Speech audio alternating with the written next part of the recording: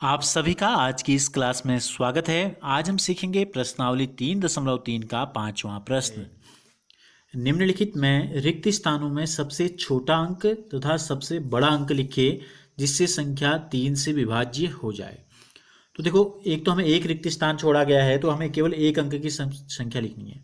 क्या लिखनी है? तो एक अंक की कुल संख्याएं कितनी होती हैं? 10 होती हैं। जीरो से अगर हम शामिल करें तो 0 से लेकर 9 तक कि कोई भी संख्या यहाँ पर हमको रखनी है और रखने के बाद ये बताना है कि संख्या 3 से विभाज्य होगी या नहीं होगी। तो 3 की विभाज्यता की जांच के लिए क्या करते हैं? देखिए, अंकों का योगफल निकालते हैं। क्या निकालते हैं? अंकों का योगफल अगर 3 से विभाज्य हो गया तो इसका मतलब संख्या में 3 का भाग जाएगा।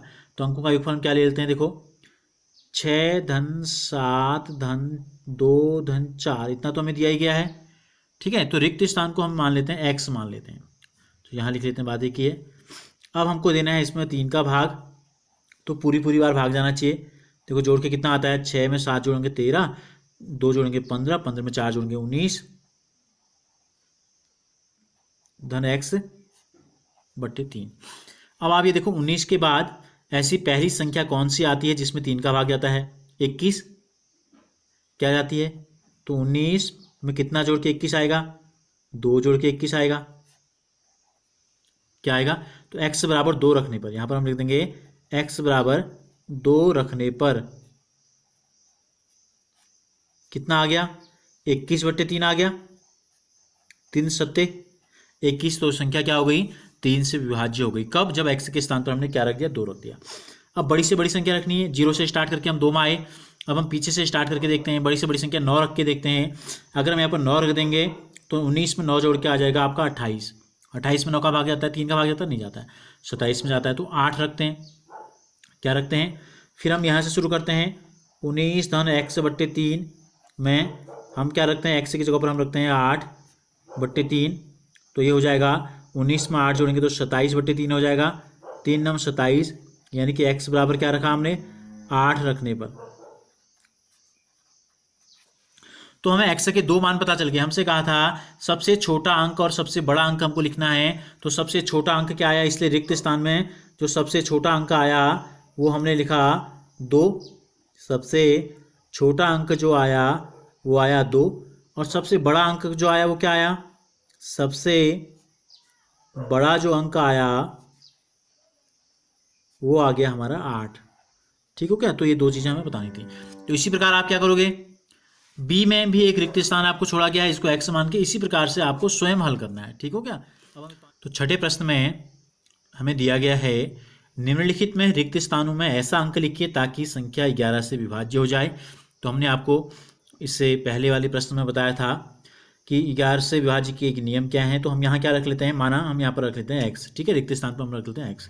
तो क्या करना होता है हमें करना होता है दाएं से विषम स्थानों के अंकों का योगफल हमें निकालना होता है। कितना है? विषम स्थान पहला, तीसरा, 5वां होगा। ठीक है, 9 3 2। तो 9 धन 3 धन 2 कर देंगे। कितना आ जाएगा? 9 में 3 जोड़ेंगे 12, 12 में 2 जोड़ेंगे 14 आ गया। ठीक हो गया? इसी प्रकार दाएं से क्या जोड़ना पड़ेगा हमें? सम स्थानों के अंकों का योगफल। तो क्या है? सम में दूसरा नंबर, चौथा नंबर, छठा नंबर आ जाएगा। तो 8x 9, 8 रिक्त स्थान को हमने x मान लिया और यहाँ ले लेते हैं 9। तो 8 में 9 जोड़ो 17, 17 धन x हो गया। कितना हो गया? 17 धन x। हमें करना क्या होता है? हमें निकालना होता है अंतर। तो देखो, बड़े में से छोटी को घटाते हैं। बड़ी संख्या क्या है? 17 धन x जो है बड़ी संख्या है यहाँ पर। तो 17 धन x में से अगर हम घटा देंगे 14, ठीक है, तो हमको लाना क्या है? या तो हमें लाना है 0, या हमें लाना है 11, या लाना है 22, या लाना है 33। यानी कि हमें या तो 0 आना है या 11 की पहाड़ी में कोई संख्या आनी है आपकी। ठीक है, तो 0 तो लाना संभव नहीं है। क्यों संभव नहीं है? क्योंकि देखो, ये 14 अगर होता, 14 में से 14 घटाते तो तब जाके 0 आता। ये 14 से बड़ी संख्या है। तो अब हम क्या लाएंगे? हमको लाना है 11। हम क्या लाते हैं? अब हम लाएंगे बराबर 11। तो देखो, 17 धन x ऋण 14 बराबर हमको लाना है 11। 17 में से 14 अगर हम घटा देंगे तो एक तो हमारे पास बचा x, ठीक है, धन 17 में से 14 घटाएंगे तो आ जाएगा 3 बराबर 11, और धन 3 को यहाँ ले जाएंगे तो हो जाता है ऋण 3, ठीक है। 11 में से 3 घटाएंगे तो आ जाएगा 8। तो हमको क्या पता चल गया, x के स्थान पर हमको पता चल गया 8। यानी कि आप ऐसे भी देख सकते हैं, 17 में से 14 घटाया तो आया 3, तो क्या बच गया, x धन 3 बच गया हमारे पास, x धन 3।